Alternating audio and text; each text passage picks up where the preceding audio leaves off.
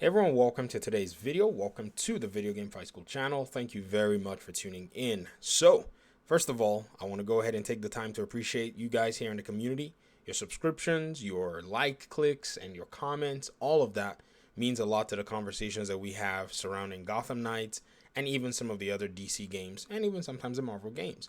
Anyways, we're looking at legends and storytelling. So yesterday, our video talked a little bit about how fans in some cases would not want to see Batman as a playable character in Gotham Knights. In fact, some people went as far as to say, actually just want him dead and out of the way. We saw some, posts on Twitter, some opinions, and it's really interesting just to kind of get the opinions of everybody regarding this particular situation.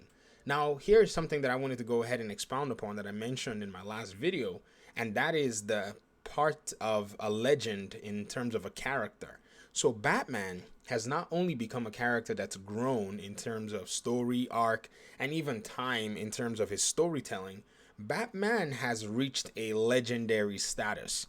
Now, I'm not the one saying this. Actually, the writers that have engaged in writing the character are the ones that have said it. If you watch Christopher Nolan's rendition of The Dark Knight, you'll even see how he reaches an ideological status where he's actually a beast that no one can even appreciate because he's that much of a beast. He actually has got to take one for the team, meaning basically he is the scapegoat, the person that everyone is going to pretty much drag on the floor and eventually reach whatever it is, that they are looking forward to in terms of their safety or whatever it is. So Nolan presents Batman as this martyr in a sense. Now, that's a really huge compliment to pay a superhero.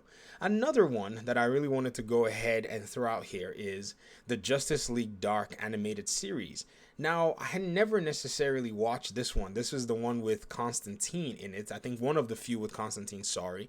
And one really cool thing that was in that one was these demons that are supposedly Death Reapers are hovering around the place. Batman can't see them in this particular, animated movie, but they hover around him and they say this one has cheated death many times.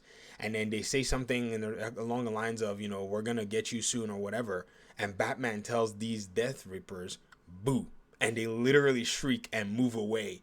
I'm not the one saying that Batman is a legend. The writers of Batman have created a legend out of him. So when we have these conversations as to if we want Batman dead or not in Gotham Knights, we're actually having these conversations because we're fighting with the premise of removing a legend from the picture. Not a legend we created, but a legend that the story writers, the novels, the TV shows, the movies actually did create. So this is the challenge that Warner Brothers Games Montreal is going to face as they're telling this story of the Gotham Knights. Now, here's also the big challenge. I think where they actually complicated things is when they came out with the premise that Batman was dead, for them to be able to introduce all of the game itself. Because if you actually think about it, they could have done this game without saying Batman is dead. In essence, just making a Gotham Knights game that's centered solely around these characters. Nothing is wrong with that, but there had to be the legendary status of Batman in this particular game. Hence, the reason we're seeing that we're going to be talking a lot about Batman in a game that's supposedly supposed to not really showcase Batman. And that's something in human storytelling that's really interesting. You can't necessarily take the character away from the equation.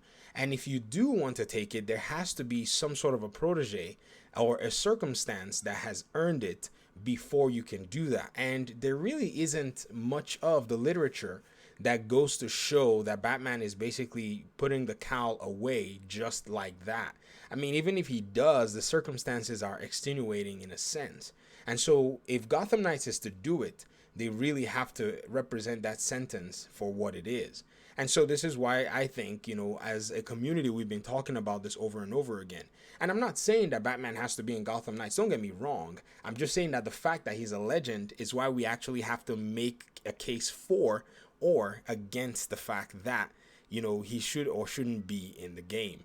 So, it just goes down to show, like, everything that the developers are, have been talking about and have been representing, it's finally going to come to a point where we come to the reality of what they decide to do with the writing, or they come to the reality of how the audience is going to react to the writing. I mean, I already mentioned that one of the posters that the developers, revealed, it had a silhouette of Batman in it. Could it be for marketability, or could it be really truly the storytelling, aspect, where everyone's expecting something of, maybe Batman even being in the background?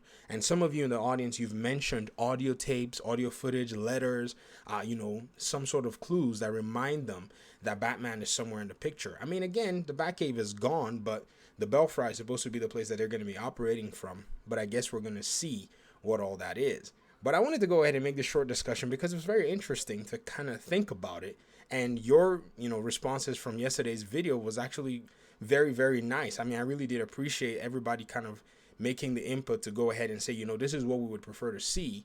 And I thought to myself, the only reason we're actually having this conversation is because the story writers have actually created this character to reach a weird, high level status that, it's really interesting.